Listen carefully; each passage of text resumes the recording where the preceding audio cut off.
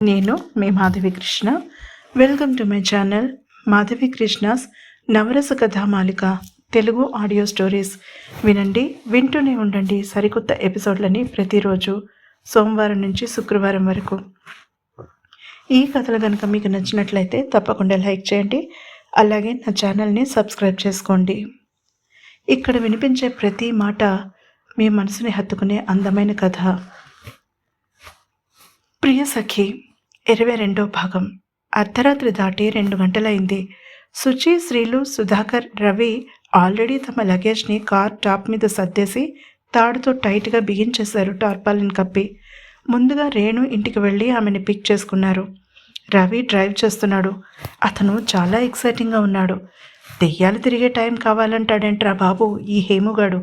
పక్కన కూర్చున్న సుధాకర్తో జోక్ చేశాడు. మామూలుగా అయితే ఏనుగులు తొక్కినా లేవదు శ్రీలక్ష్మి, కానీ ట్రిప్ ఎక్సైట్మెంట్లో రాత్రి అసలు నిద్రపోలేదు. సుచి కళ్ళు హేమంత్ కోసం అసహనంగా ఎదురు చూస్తున్నాయి. ఎప్పుడెప్పుడు అతనితో కబుర్లు చెప్పుకుందామా అని ఉంది ఆమెకి. రేణు కారు ఎక్కగానే సుధాకర్ వెనక్కి తిరిగి చూసి చిన్నగా నవ్వాడు. రేణు అంత అందంగా సిగ్గుపడగలదని స్నేహితురాళ్ళిద్దరూ ఊహించలేదు. రేణు చూడకుండా సైగ చేసుకున్నారు. రేణు అమ్మగారు బయటికి వచ్చి అందరికీ ఎన్నో జాగ్రత్తలు చెప్పి పంపింది. అక్కడ నుంచి హేమంత్ ఇంటి వైపు బయలుదేరారు. సుచి గుండె వేగంగా కొట్టుకుంటుండగా అతన్ని చూడడం కోసం ముందుకు వంగి కూర్చుంది. రవి మెల్లగా కార్ని హేమంత్ ఇంటి దగ్గర ఆపాడు. అప్పటికే ధాత్రి బయటికి నిలబడి ఉంది. కార్ ఆగగానే అందరికీ వేడివేడి కాఫీ మగ్స్ అందించింది. Thank you so much aunty, you are the best. Car దిగి కాఫీ మగ్ అందుకుంటూ ఆమెని గట్టిగా హగ్ చేసుకున్నాడు. రవి హేమంత్ ఎక్కడా కనిపించలేదు సుచికి. కిందకి దిగి చుట్టూ చూసింది. ఎక్కడా లేడు. ఈ టైంలో ఎక్కడికి వెళ్ళిపోయాడు? ఇంకా నిద్ర లేవలేదా మనసులోనే అనుకుంది. రెడీనా? వెనక నుంచి ఆమె చెవిలో అతని కంఠం వినగానే కివ్వున అరిచినంత పని చేసింది భయంతో. హేము, మొదలుపెట్టావా అల్లరి? ముద్దుగా మందలించింది ధాత్రి. ఆమెకి అందరూ బాయ్ చెప్పి తిరిగి కారు ఎక్కేశారు. రవి హేమంత్కి డ్రైవింగ్ అప్పచెప్పేశాడు. సుధాకర్, రేణు బాగా వెనక సీట్లో సెటిల్ అయ్యారు. మధ్య సీట్లో రవి, శ్రీలు కూర్చున్నారు. ఇక సుచికి వేరే ఆప్షన్ లేకపోయింది. వచ్చి ప్యాసింజర్ సీట్లో సెటిల్ అయ్యింది. జాగ్రత్త, పక్కింటి శశికి చెప్పాను, నీకు రాత్రి తోడు పడుకుంటుంది. ఒకవేళ ఆ అమ్మాయికి ఏదైనా ఎమర్జెన్సీ వస్తే అరుణ్ వాళ్ళ అమ్మగారు వస్తారు. అతను ఈ 3 రోజులు సాయంత్రాలు వచ్చి నేను చూసి వెళ్తాడు. తల్లికి చెప్పి గట్టిగా హక్ చేసుకుని కారు ఎక్కి స్టార్ట్ చేసి సుచి వైపుకు వంగాడు. ఊపిరి బిగబట్టింది సుచి. అమ్మా, లోపలికి వెళ్ళి డోర్ లాక్ చేసుకో హెచ్చరించాడు. ఇంతలో ఒక ముసుగు వీరుడు అపసోపాలు పడుతూ సైకిల్ తొక్కుకుంటూ వచ్చి అక్కడ ఆగాడు. గుడ్ మార్నింగ్ అన్నయ్య అంటూ తల చుట్టూ చుట్టుకున్న మఫ్లర్ తీయగానే వచ్చినది అరుణ్ అని గుర్తుపట్టింది సుచి. నే వచ్చాగా, అమ్మని జాగ్రత్తగా చూసుకుంటాలే, నువ్వు హ్యాపీగా వెళ్ళిరా నవ్వుతూ అన్నాడు Arun. Thank you so much Arun నవ్వుతూ చెప్పి కార్ని స్మూత్గా ముందుకు పోనిచ్చాడు. కార్ రియర్ వ్యూ మిర్రర్లో నుంచి తల్లి, అరుణ్ మాట్లాడుకుంటూ లోపలికి వెళ్ళడం చూశాక అప్పుడు స్పీడ్ పెంచాడు హేమంత్. తల్లి పట్ల అతను చూపిస్తున్న కన్సర్న్ సుచరితని బాగా కదిలించింది. మెల్లగా వెనక నుంచి మాటలు వినిపిస్తున్నాయి. అది సుధాకర్, రేణు అని అర్థమవుతూనే ఉంది ఆమెకి.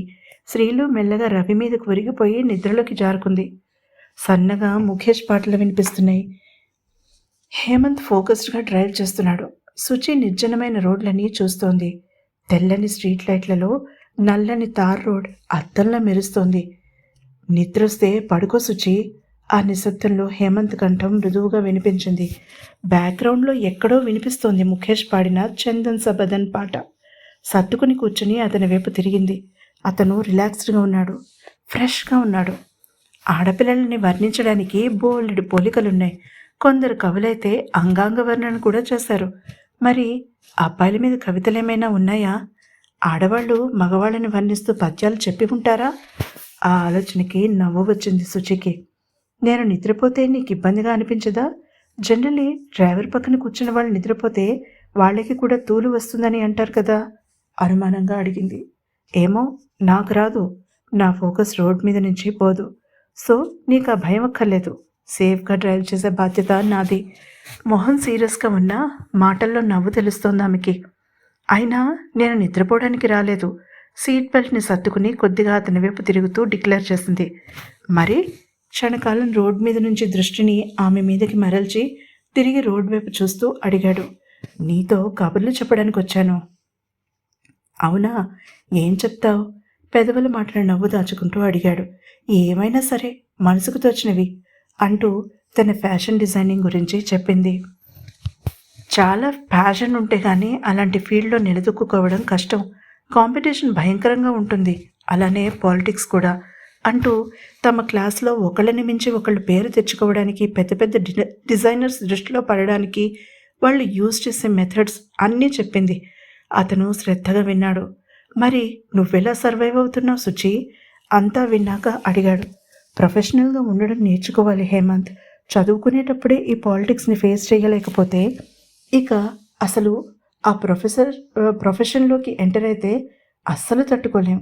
ఎందుకంటే అల్టిమేట్గా అందులోకి వెళ్ళాక వాళ్ళ గోల్ ఫిల్మ్ ఇండస్ట్రీలోకి అడుగు పెట్టడమే, ముఖ్యంగా బాలీవుడ్లోకి. దానికోసం చంపడానికి చావడానికి కూడా సిద్ధమే అన్నట్టు ఉంటారు. ఒళ్ళు జలధరిస్తుండగా అంది. నేను అంటీ ముట్టనట్టుగా ఉంటాను. నాకు సినీ ఫీల్డ్లోకి వెళ్ళే ఆలోచన అస్సలు లేదు. నేను మోడల్ అవ్వడానికి బామ్మ ఒప్పుకోదు. సో అక్కడ కోర్స్ పూర్తి చేసి వెనక్కి వచ్చి నా సొంత బోటికి పెట్టుకుంటాను. తన ఫ్యూచర్ ప్లాన్ షేర్ చేసుకుంది కొంతసేపటి మౌనం తర్వాత. నువ్వు తలుచుకుంటే చెయ్యగలవు సుచి. ఆమె చేతిని తన చేతుల్లోకి తీసుకుని మృదువుగా నొక్కి చెప్పాడు. మరి నీ ఫ్యూచర్ ప్లాన్స్ ఏంటి? కుతూహలంగా అడిగింది. నేను నా సొంత బిజినెస్ ఓపెన్ చేయాలని ప్లాన్ సుచి. బీకామ్ పూర్తయ్యాక ప్యారిస్ వెళ్ళాలని అనుకుంటున్నాను అంటూ ఫోటోగ్రఫీలో తను చేస్తున్న కోర్సుల గురించి చెప్పాడు. మరొక గంటలో మనం నల్లమల్ల ఫారెస్ట్లోకి ఎంటర్ అవుతున్నాం, కొంచెం గట్టిగా అనౌన్స్ చేశాడు హేమంత్. అందరూ నిద్రలో నుంచి లేచి బద్ధకంగా శబ్దాలు చేస్తూ లేచారు. ఎంత దూరం వచ్చాం హేమో? వెనక నుంచి అడిగాడు సుధాకర్. 200 కిలోమీటర్లు. మరొక 50 కిలోమీటర్ల దూరంలో ఫారెస్ట్ ఏరియాలోకి ఎంటర్ అవుతాం అంటూ రోడ్ పక్కన ఒక హోటల్ కనిపిస్తే ఆపాడు. అందరూ కారు దిగి ఒళ్ళు విరుచుకున్నారు. ఆడపిల్లలు 3 వాష్రూమ్ వెతుక్కున్నారు. ఇక్కడి నుంచి నేను డ్రైవ్ చేయనా అడిగాడు రవి. అక్కర్లేదన్నాడు హేమంత్. ఒక అరగంట అక్కడ స్పెండ్ చేశాక ఫ్రెష్ అయ్యి తిరిగి బయలుదేరారు. అడపాదడపా వచ్చే ఆర్టీసీ బస్సులు తప్ప వేరే ట్రాఫిక్ లేకపోవడంతో కొంచెం ఫాస్ట్గానే వెళ్తున్నారు. ఇక శ్రీశైలం టైగర్ రిజర్వ్ ప్రారంభమవుతుంది. ఇక్కడ చూడవలసిన వాటర్ ఫాల్స్ ఉన్నాయి, చూస్తానంటే ఇన్ఫార్మ్ చేశాడు హేమంత్. ఎక్కడా, ఏంటి ఉత్సాహంగా అడిగారు ఆడపిల్లలు. ఇక్కడి నుంచి కొంచెం డీవియేట్ అవ్వాలి, లోపలికి వెళ్తే వస్తుంది. మల్లెల తీర్థం వాటర్ ఫాల్స్ వివరించాడు. వాటర్ ఫాల్స్ చూడడానికి డిసైడ్ చేసుకున్నారు. సరదాగా కబుర్లు చెప్పుకుంటూ అక్కడికి చేరుకున్నారు. అప్పటికే కొన్ని కార్లు, మెటడోర్ వ్యాన్లు పార్క్ చేసున్నాయి. జలపాతం దగ్గరికి ఉత్సాహంగా నడిచారు. నల్లమల అడవులలో ప్రవహించే సన్నటి సెలయేరు కృష్ణానదితో కలిసి జలపాతంగా మారుతుంది. కొంత దూరం నడిచేసరికి వాళ్ళకి జలపాతపు హోరు వినిపించింది. సుచి మొహంలో ఆనందం చూస్తున్నాడు హేమంత్. అతని చేతిలో కెమెరా ఉంది. ఫొటోస్ తీయడం మొదలుపెట్టాడు. ఈ ట్రిప్లో తీసిన ఫొటోస్ని ఇంటర్నేషనల్ ఫోటో కాంపిటీషన్కి పంపిస్తాడట. అందరూ బుద్ధిగా ఫోజులు ఇవ్వండి నవ్వుతూ అందరినీ హెచ్చరించాడు రవి. అలా ఫోజులు ఇస్తే ఆర్టిఫిషియల్గా ఉంటుంది. మనం ఇలా ఉన్నప్పుడే తీస్తే న్యాచురల్గా ఉంటుంది. రవికి అడ్డు చెప్పింది సుచరిత. గుడ్ ఐడియా అన్నాడు హేమంత్. అలా జోక్స్ వేసుకుంటూ ఒకళ్ళనొకళ్ళు ఏడిపించుకుంటూ జలపాతం దగ్గరికి చేరుకున్నారు వాళ్ళు. రేణు, సుధాకర్ వాళ్ళకి కొద్దిగా దూరంలో ఒకరి చెయ్యి ఒకరు పట్టుకుని అడుగులు వేస్తున్నారు. వాళ్లలో వాళ్లే చిన్నగా మాట్లాడుకుంటున్నారు. వెనక్కి తిరిగి చూసిన రవి తమాషాగా కనుబొమ్మలు ఎగరేస్తూ వాళ్ల వైపు చూడమన్నట్టుగా సైగ చేశాడు హేమంత్కి. అటు చూసిన హేమంత్ నీట్గా పిక్చర్ క్లిక్ చేశాడు. అందరూ జలపాతం దగ్గరికి చేరుకున్నారు. ఆడపిల్లలు లోపలికి వెళ్తామనడంతో హేమంత్ కెమెరాతో అక్కడే నిలబడిపోయాడు. మిగిలిన వాళ్ళు వెళ్లారు. అతి ప్రాచీనమైన అడవులు, నల్లమల అడవులు. ప్రకృతి అందాలకు పెట్టిన పేరు. హేమంత్కి చాలా ఇష్టం. మంచి మంచి సీనరీస్ ఎంచుకుని ఫొటోస్ తీసుకోవడంలో లీనమైపోయిన అతను నీళ్ల దగ్గర జరుగుతున్న గొడవని గమనించలేదు. ఆ గొడవేంటో తెలుసుకోవాలంటే తర్వాత ఎపిసోడ్ని తప్పకుండా వినండి. ఈ ఎపిసోడ్ కనుక మీకు నచ్చినట్లయితే తప్పకుండా లైక్ చేయండి. అలాగే నా ఛానల్ని సబ్స్క్రైబ్ చేసుకోండి.